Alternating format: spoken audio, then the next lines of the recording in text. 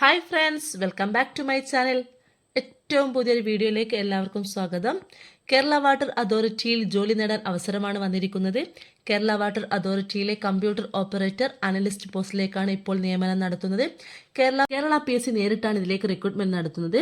അതുപോലെ ഇതിലേക്ക് അപേക്ഷിക്കാനുള്ള പ്രായപരിധി, വിദ്യാഭ്യാസ യോഗ്യത, ഇതിലേക്ക് അപേക്ഷിക്കേണ്ട രീതി, അപേക്ഷിക്കേണ്ട സമയത്ത് സമർപ്പിക്കേണ്ട രേഖകൾ എന്തൊക്കെയാണ്, കൂടാതെ ഇതിന്റെ ശമ്പളം എത്രയാണെന്നൊക്കെ അറിയേണ്ടതുണ്ട്. അപ്പോൾ ഈ വീഡിയോയുടെ വിശദാംശങ്ങളിലേക്ക് പോകുന്നതിന് മുൻപായിട്ട് ഈ വീഡിയോ തീർച്ചയായും ഒരുപാട് ആളുകൾക്ക് ഉപകാരപ്പെടുന്ന ഒരു വീഡിയോ ആണ്.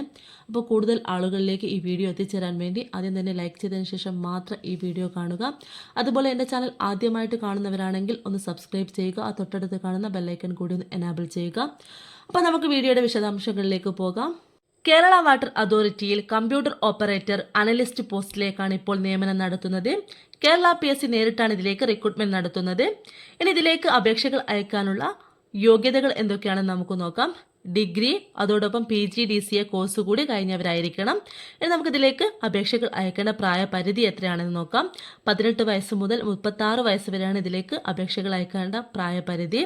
അതിൽ SC, ST, OBC തുടങ്ങിയ സംവരണ വിഭാഗത്തിന് നിയമാനുസൃതമായ വയസ്സിളവ് ലഭിക്കുന്നതാണ്.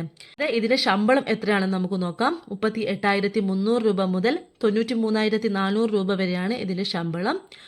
ഇനി ഇതിന് യോഗ്യതയുള്ള ഉദ്യോഗാർത്ഥികൾക്ക് 193/2024 എന്ന കാറ്റഗറി നമ്പർ ഉപയോഗിച്ച് ഓഗസ്റ്റ് 14 മുൻപായിട്ട് PSCയുടെ ഔദ്യോഗിക വെബ്സൈറ്റ് വഴി അപേക്ഷിക്കാവുന്നതാണ്.